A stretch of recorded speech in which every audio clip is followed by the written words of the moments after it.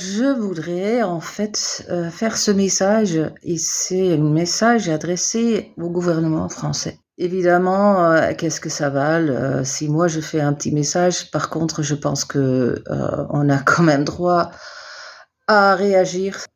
La France et nous aussi, donc tout le monde ici en France est en colère, est en danger. Pourquoi est-ce que je fais ce message? Parce que je suis allée regarder dans notre dossier, notre archive, et je viens de trouver une lettre qu'on a envoyée en 2016 à Monsieur le Président de la République, Monsieur François Hollande, au Premier ministre, ministre Manuel Valls, au ministre Stéphane Le Foll Sigolène Royal, aux députés, aux sénateurs, à la Commission européenne, au Conseil de l'Europe, au Parlement européen. Je vais vous tout montrer donc vite fait que j'ai la lettre ici devant moi.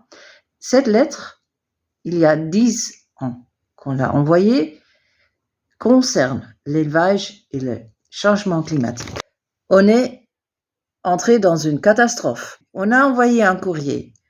On a dit, par exemple, que les Nations Unies, dans un rapport, ont conclu que les actions prises suite à l'accord conclu à Paris en décembre dernier ne suffisent pas pour arrêter le réchauffement climatique. Le monde doit de toute urgence prendre des mesures pour réduire de 25% les émissions prévues d'ici à 2030. C'était en 2016 qu'on l'a écrit, il y a 10 ans. En plus, the World Wildlife Fund, on sait que nous avons pour le moment une ministre qui a été directeur du World Wildlife Fund, dit en 27 octobre 2016, l'homme détruit le capital naturel sur lequel il est assis et sans lequel toute prospérité est tout simplement impossible. Notre rapport Planète vivante montre que l'effectif des populations de mammifères, de poissons, d'oiseaux, de reptiles et d'amphibies a chuté de 58% en l'espace de 40 ans.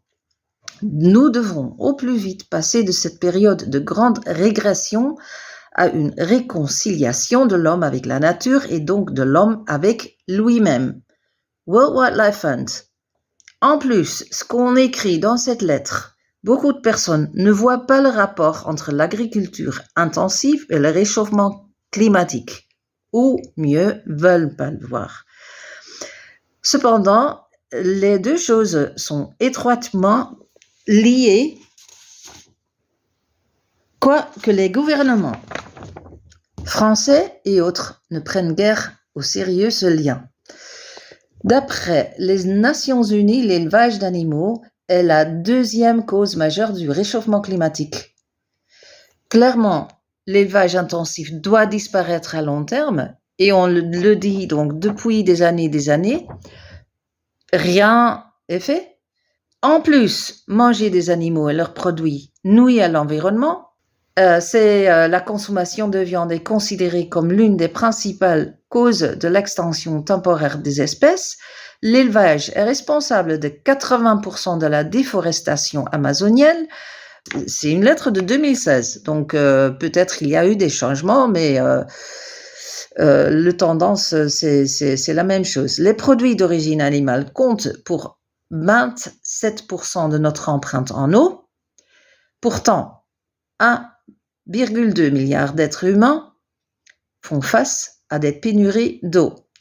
Manger des animaux est une cause principale du développement de bactéries résistantes aux antibiotiques. Désolée, je suis néerlandaise, donc j'ai deux problèmes de temps en temps de m'exprimer en français. Mais le message est clair. Ce qu'on a demandé dans cette lettre, quelles sont vos actions concrètes en place actuellement pour lutter contre ce problème d'importance globale? Il y a dans certains pays, on parle ouvertement sur la réduction de la consommation de la viande. Pourquoi pas ici en France? Déjà, la loi d'urgence agriculture montre que c'est toujours pas pris au sérieux. Il y a toujours des projets aussi dans les départements qui sont accordés pour élargir des élevages. C'est inacceptable.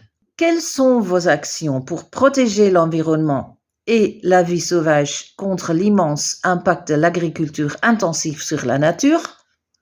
Bon, c'est une question, je connais la réponse, je ne vais pas le dire, mais aussi, donc, pour parler de l'actuel des canicules et des incendies, quelles sont les actions pour éviter les canicules et les incendies? Il y a 10 ans que vous auriez pu faire quelque chose, vous n'avez rien fait. Que faites-vous pour aider les gens? Et ça, c'est le plus important. Et c'est ça que je voudrais voir. Que faites-vous pour aider les gens qui travaillent dans l'industrie de la viande à suivre une formation pour se convertir à une autre profession? Donc, sortir de l'élevage industriel. Aux Pays-Bas, on a un programme et on a réservé de l'argent pour que les éleveurs peuvent sortir de l'élevage, donc ils peuvent vendre leur élevage pour un très bon prix. Donc il y a une initiative pour qu'ils peuvent changer de cap. Pourquoi pas ici en France? On a fini par dire on voudrait avoir des réponses, on n'a jamais eu de réponse. Donc voilà. Maintenant, on est 10 ans plus tard. On a la 4e canicule aujourd'hui en France. On a les restrictions de l'eau. Par contre, l'élevage continue à irriguer les cultures. On a des feux un petit peu partout en France. On a vraiment un changement climatique et on aura pu l'éviter. Donc oui, je suis en colère. Nous sommes une petite association.